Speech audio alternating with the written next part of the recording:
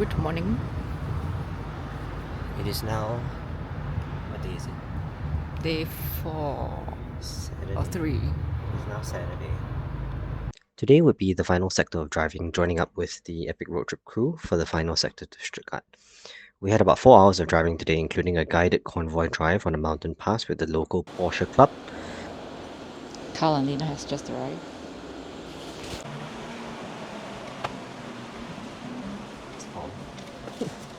Good morning, everyone. We are now on day 4 of the trip. It's the first time Carl and I are in the same car. It is. We are currently in the AC Hotel car park with the rest of the crew, preparing to set off. And we'll just take a quick drive around. This turn is very tight. Yes, it is. I did not like it in my giant boat. Whose car? Suki's car. See, now this is probably one of the more appropriate cars. Yeah. And then let's jump. Our group members. And up. And this is a rental. I believe someone has either rented a Spider RS or it's their new car and they're collecting it. It's not this row, it's this row. Yeah. Yeah, if we turn in here. I do like it in silver. It looks very nice in silver. There it is. There it is. I think it's a rental. I think it's a rental. Looks good though. Another rental here. And they put a sticker on it. And another Alpha. And an Alpha back there. And a Macan. And there's another Alpha there.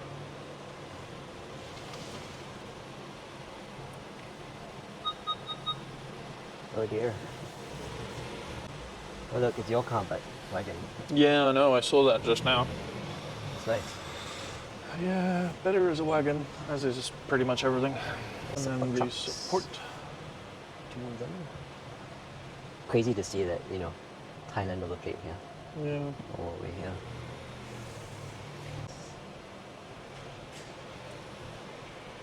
And then the rally car. Yeah. And then the Cayenne.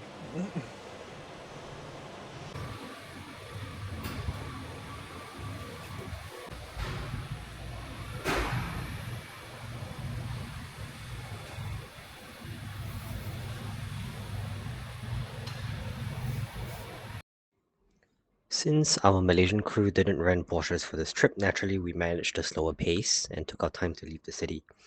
The EpicRoadTrip crew had to go ahead with some of the local club members, and we would meet up at the next regroup point in Imst, IMST. Hello. Hello, Nate, you okay? Yeah, we're okay. We are behind you, maybe arrival at 10:30. We'll see you at the first point. Okay. All right, good. Okay, See you. Bye. Bye. Bye. What happened at this point was the whole group got split up, so that's the voice of 10 checking in that we're still on track. I cannot imagine trying to coordinate a big drive like this in a foreign country without co-drivers, Google Maps, and WhatsApp live location. We eventually caught up with Noonan's Tuthill 911 and the support vehicles on the highway, and got to the first regroup point to meet with Porsche Club Tirol.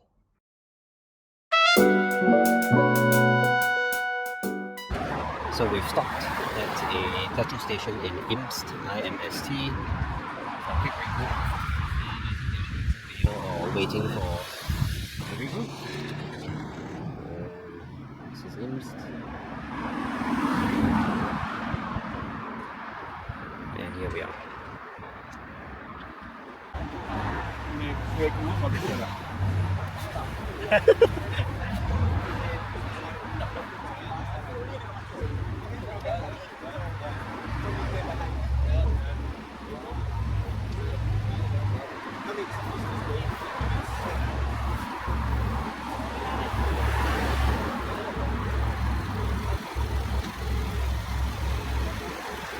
Car, bro.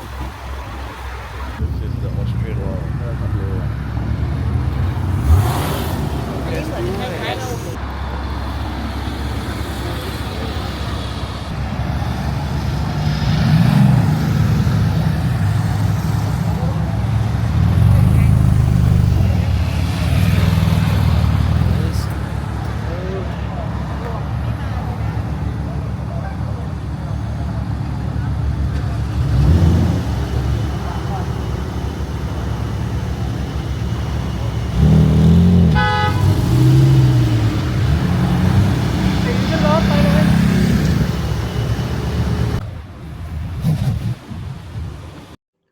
Once all the cars in the group had arrived, we set off towards Reuter via the Hahntennjoch pass. I narrate this with the power of hindsight. We didn't know where we were going, only that we were told it was a nice scenic drive into the mountains with the Tirol members. The inclines were much steeper than they looked in the video, and the road was a little bit narrow in sections which required a bit more care, especially sharing the road with riders because they sometimes lean into corners on the oncoming direction. That takes a bit more space. The road was superb, driven with the roof down, and to me, you don't need to drive fast. It's more about immersing yourself in the scenery.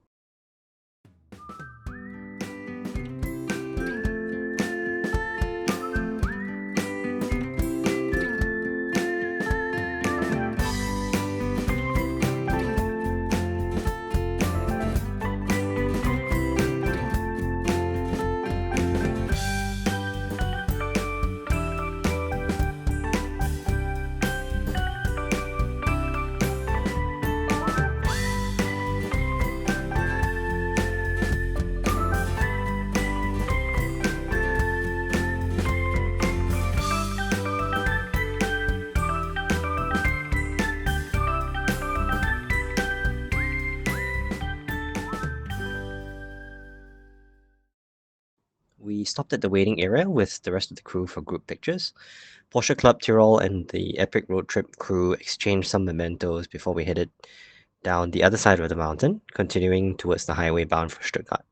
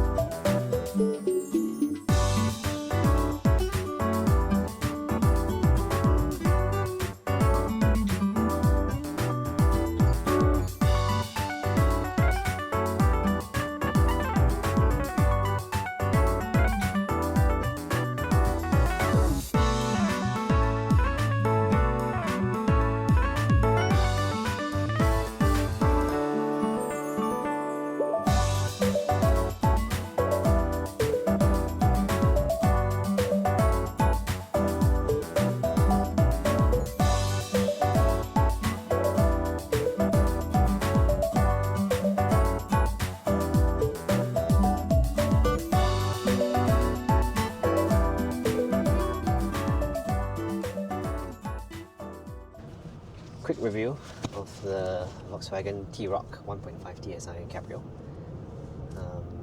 How has it been so far? Do you like the car? Yes or Okay, no? yes. Okay, and what do you like about it? I like the cabrio. Okay, so the roof down experience. Yes. I like the really tall windows here. Okay, The design for someone of a bigger size. mm-hmm. I don't like the boot. Yeah, the boot is a bit too small. The boot is very weirdly. Okay, we're just pausing. Passing border control. Oh, done. Yep. Welcome back to Germany. Indeed, we're back in Germany. Okay.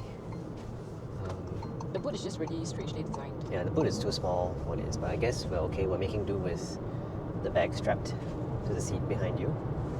It's got a decent amount of power. It's enough for the highway. I think we haven't had much autobahn.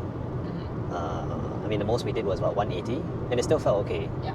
But most of the speed we're doing is like 120, 130, and I think it's sufficient. We don't need a huge car, big engine.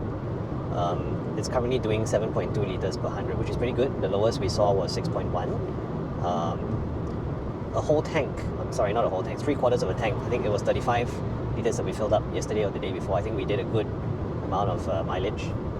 Probably about 400 plus, 450 kilometers, I think. Yeah, it rides quite nice. How do you think it handles bumps? I don't think there are many bumps here for me to be able to notice a difference. That's true. But at speed, do you feel it's stable? Yeah. Especially Okay. yesterday. I didn't even realize we're going 180. Okay. What do you like about this car? I think it's modern.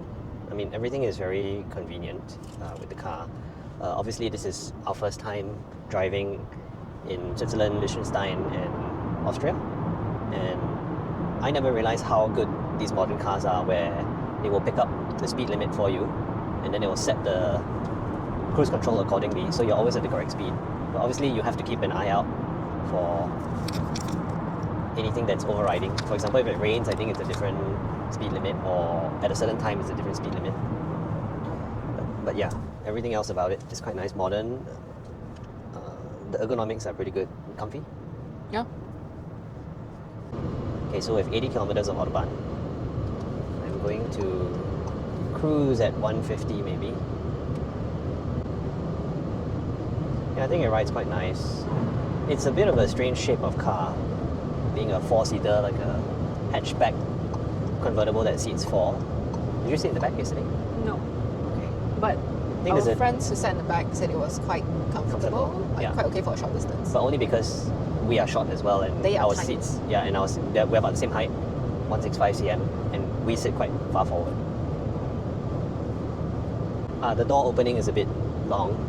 Like when we open the door next to cars, you have to be a bit careful not to hit the car next to you because the door is very long, being a 2-door, and it's quite heavy. Otherwise, it's okay, it's solid.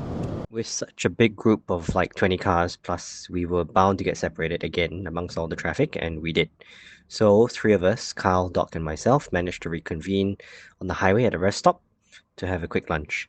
The main convoy were going to Porsche Design Centre in town, where there was a welcome event, and we'd eventually meet everyone else there.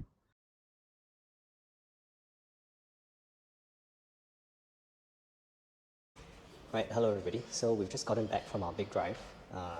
It's been what, 4 days of driving? 4 days? About 1,000 kilometers? 4 days, yeah, about Yeah. 1,000 kilometers. And we thought we'd just talk quickly about the 2 cars that we've had, because it's stuff that we don't get in Malaysia. Right. At least Yeah. we've not gotten it yet. Yeah. Okay, so we'll go through Kyle's car first, which is, what generation is this? G? Something. See, I don't know. Yeah, okay, I'm whatever. not. I honestly, Okay. I don't even know. Are they not like? There's some high number now, but it's still G, I believe. G. Okay. It's bloody massive. Yeah. Okay. Like you park it in a normal car park spot, it feels like it's long. Yeah. Okay. Like it sticks out of spots. Yep. Kevin, let's see. Okay. The inside's, it's quite a nice place to be. If you do not take time to Set it set up. up your driver profile and Yeah. set up the trillions of settings, Yeah. you really don't get the full experience, and it can be quite annoying to find stuff. Okay. And I miss having like, there's Simpler. like 6 modes in here. Okay. I miss having a button that does like Sport Plus, Yeah. and Eco Pro or whatever. Where is that controlled? Here. My modes is that button in the middle, Oh, I see. and then it brings up like 6, and you have to scroll through them and then select it. And Okay. Okay. How's the rear? How's the rear leg room? Ah, not great. behind somebody of my size, not massively great. Mine not. I'm 6'3". You're 6'3", I'm 165. Yeah, Okay, so you 6'3" fit- is 193-ish, Okay. I think. Oh. It is a tough fit for you. in the So, back. yeah, thankfully it's got these scallops for Yeah. your knees to go, which Yeah. helps. But Ah. but I'm still touching. Okay, whatnot. so you hold this. I shall hold that. I'm going to jump in and see if I fit. Yeah, it's like economy class. You know, it's the scallops really help, but Yeah. even for me, it's not particularly comfy. And you can turn on the. I got to say, I love cooled seats. It's the best feature. Oh, the back also cool. Yeah, if you press the button down there. Oh, wait, hang Or on, is that heated? I Or it think might it's only been be cool. heated at the back, but Okay. or maybe there's a way to change it. But your range has been quite good, yeah? My range has been quite good. It's okay, the 20D, but it really runs out of puff. And if you're uphill or you want to overtake something on like a B road, Yeah. you've really got to plan your overtakes. Okay. Okay, and how about boot space? Have a pretty massive boot. Like we could easily fit 3 of you in there. Okay. Okay, and how was it, I guess, on B roads, highways? This is non-adaptive, right? It's So non-dynamic. this, yeah, I'm pretty sure this is non-adaptive. Like I tried it in sport mode and everything, and I didn't notice any difference. Okay. And was that a phenomenon, like medium speed, high speed, low speed, or all speeds? Generally, just all speeds. The very first bit of the low speed was slightly harsh, Okay. but then it just like was. It just blows through its travel. It blows basically. through, gets super wallowy. I have to admit, I don't think we ever bottomed out, but also we've been in areas where the roads have generally been really smooth. Okay. Did you ever feel like Xdrive kicked in and it helped? No? I could not feel any Xdrive, which I guess is good. Yeah. But also, either so I mean, good it's not like we're pushing, Yeah, you know, that it's either hard. so good that you don't feel it, or we just never needed Correct. it to kick in. Yeah, at the speeds we were doing. The other thing that feels weird or interesting is I can't tell if it's the variable steering, if it has variable steering, or if it's the rear wheel steering. Right. But you really notice that when you drive, the steering's not always super consistent. Like it will sort of turn and then it'll do like another Okay. bit, or So we suspect, as we were saying earlier off camera, we suspect it probably has rear wheel steer. yeah, so that you can actually maneuver this big boat in tight spaces. Okay. Right, so final thoughts. Top 3 things you liked about it. The interior is still a nice place to be. Okay. And it eats motorway miles. I love the options, and I guess if you buy something like this, you're going to buy it with options. Yeah. The heads-up display. The heads-up display is fantastic. It's massive, and is like 1080p. Okay. And you get all your information, everything on there. You actually don't need to look at the screen. Okay. 3 negatives. Yep. So iDrive, I've always been used to, having had many BMWs, you have lovely information as for what your trip computer says, and you can usually see 2 trip computers at once, you know, like an overall trip computer and then a specific trip A, trip B. Absolutely impossible to do in this thing. You have 5 trip computers, but they're buried in menus. You can't look at all of the information at once on the actual driver's display. Okay. Really annoying. 2, the suspension, not good enough Okay. for a BMW. 3 is just how big it is. Yeah. You do have to really, like, on those Alpine roads that we drove, like some of them are quite narrow, you've really got to watch, like, your right-hand side, where you place the car, etc. Yeah. Would you buy one? If it was my own money, And instead, which spec would you think? 540D? 540i? it would depend on my use case, but it would probably be a diesel, and probably whatever one of the biggest engine Okay. variants is, 540D or, So M50D or M550? or M50D if that still exists. And a wagon. Wagon, 100% for sure. We saw one today and it looks so much better. Yeah, yeah. But yes, as a diesel, big engine, as a wagon, maybe I would spend my money on it. Cool. Right, so here's another car that we don't get in Malaysia. It is a VW T-Roc. I believe the base car is actually a small SUV. I think it's a 7-speed. I don't know if it's a dry or wet clutch. It feels like a dry clutch to me. Currently on all-season tires. Size-wise, it's quite nice. I think we put the roof down just to see. Well, yeah, talk about That's the the biggest main- thing is correct. the fact that this is a small SUV It's a small SUV, yeah. that is also a 2-door cabrio. So I have a question. Can you put this roof down while the car's moving No, you cannot. You have to stop the car and put the handbrake on? and put the handbrake on. It has to be in park. But yeah, I mean, it's a very standard VW fare, current generation. It's the first time I'm driving something like this in Europe. So good stuff. It has been quite efficient. I think we've done at least 800-900 kilometers. I mean, the space is not too bad. Again, it's the first time I'm driving this format. I think this replaces the EOS. The EOS is probably the closest thing that we get in Malaysia. Wind buffeting. So it's quite nice with both sets of windows down, these side windows. Has a bit better noise and wind isolation because there's no windshield breaker thing that you sometimes see on cabrios. You don't get a lot of flapping of stuff in the back. So I had a jacket and I think a piece of paper down there, and it didn't fly out, which was good. I think it rode quite well. Easy to place the car because it's quite small. It's obviously a bit soft, not helped again by the all-season tires. I think the damping is good for this car. It's not over, it's not under. Do you think that's because it's an R-line? Possibly. Is- On the highway, we were doing unrestricted sections. I took it to about 170, 180. It still felt quite planted, but it depends on the road condition. So for bits of Autobahn that were a bit more shielded and protected on the side, so not as much crosswind, then the car felt very stable at 180. In the open sections, 3 lanes each side, and it's quite open where you have a lot of crosswind. At 180, the car starts to get pushed around a little bit because it's quite high. With the amount of wind that goes across the car, into the car and under the car, it meant that you could feel the steering go a little bit light at speed. That meant you just had to back it down to like 150 and then you're okay. Power was, I think, enough for most of the roads we were doing. You don't need more power than that, I think, for these types of speeds. Was it enough to make overtakes on like a B road when it's No. 80 or 100? Not possible. Even with advanced planning and Yep. kicking down like 2 gears, it's very much a go slowly. It's a go slowly car. Oh yeah, what was good? Why it saves so much fuel, I think. So on certain sections, especially downhills or like very level ground on highway, it goes into cylinder shutdown mode, where you can see that it switches to 2 cylinders. It's very good NVH. You don't feel a lot of vibration coming through when it switches, and when it comes back on, it's quite seamless. So that was impressive. Controls, very easy to use. To me, modern cars, too many buttons. I can't deal with it. So after 900 kilometers, I have just figured out how to do the cruise control stuff. My favorite button was the set and plus and minus. Android Auto thingy or CarPlay was a little bit patchy at times, but it was a nice place to sit, actually, quite comfy, ride position, seating position is good. The sound system is impressive, at up to a speeds of like 120, still sounded pretty good. A good functional storage, we used that. The one thing I did not like, the boot is, yeah, you can't even fit me in, right? So you could fit 3 of me in the 5 Series, you can't even fit 1 of me in here. It's tiny. So it looks deep, which, yes, you can probably fit like a, 36, 38 inch standard suitcase in here, but you cannot fit a second one. It looks like you can fit 2, but you lose the height because of the roof storage. Here, see, it slopes down. Yeah, it slopes down. Yeah. I mean, the opening is quite small, you can see, right? Like, because this is a big sill. I think it would have been a bit better if this sill was maybe half the height, because here you have like, 15 cm depth drop. And getting stuff in and out also, if it's a heavy bag, but I kind of get it, because any cabrio, if you get BM 4 Series, you lose so much more space actually. So this is not too bad.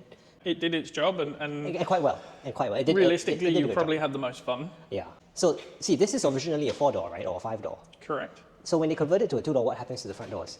They get longer. Yeah. I was always worried about dinging someone else, so I just have to kind of, like very carefully hold it, and then again, very long. So I'd have to stretch to get in. Top 3 things, you know me, fuel efficiency. It was pretty good on fuel. Number 2, okay, the roof worked quite well. It went up and down quite quick. See, it didn't take much height either, so we're in quite low car park. And you don't need to worry too much about it hitting something. Number 3, I think it's a nice size for what it does. We did fit 4 similarly sized people in the car. Obviously, because with me driving it, there's quite a lot of legroom for the back seat, so it's quite comfy. And the rear seat is a little bit higher than the front. So there's like a, you're like sitting in an auditorium where the back seats Yeah, you're not looking into the back of someone's head. Yeah, so that was nice. Worst 3 things, I don't know if I can fault it, but it's the throttle response. You kind of have to always roll up on it. You can't go for it hard, because when you go for it hard, then you have to wait, and then it kicks down and the boost comes in, or you finally reach threshold, and then suddenly you surge forward. Number 2, the door is really irritating. Yeah, having to open and close this heavy door in tight spaces was annoying. Number 3, boot size. Yeah, either make the boot opening a little bit bigger, or I don't know how you're going to fix that, because the roof. So then imagine you are in a country where you can actually buy one of these. Yep. Are you buying one? I mean, I don't know how much they are. Here in Germany, I believe they're probably in the high 30, High 30s. 40 range. It's a tough question, to be honest. That's another nice car over there. That's a 220 M Sport Cabrio. I think that would take my pick. I wouldn't buy this if they were the same price, purely because I think that can still sit 4. Maybe a same size boot, but driving dynamics of that one will be a bit better. I drove with this view most of the time. What's most important to me was the average fuel consumption there, and also the range. You can also see, I mean, there's a lot of stuff going on right now, right? So you can see the cruise control, you can see your lane keeping assistant, your following distance, and then you have the speedometer and your rev counter. So when I was driving the Alpine passes, I was in this mode mostly to manage RPM and balance between engine braking and actual braking, just so I didn't overheat the pins or anything coming down. Quite a nice cabin, good materials. I think Volkswagen almost does quite well. Now, timing for opening and closing of the roof. Okay, here we go.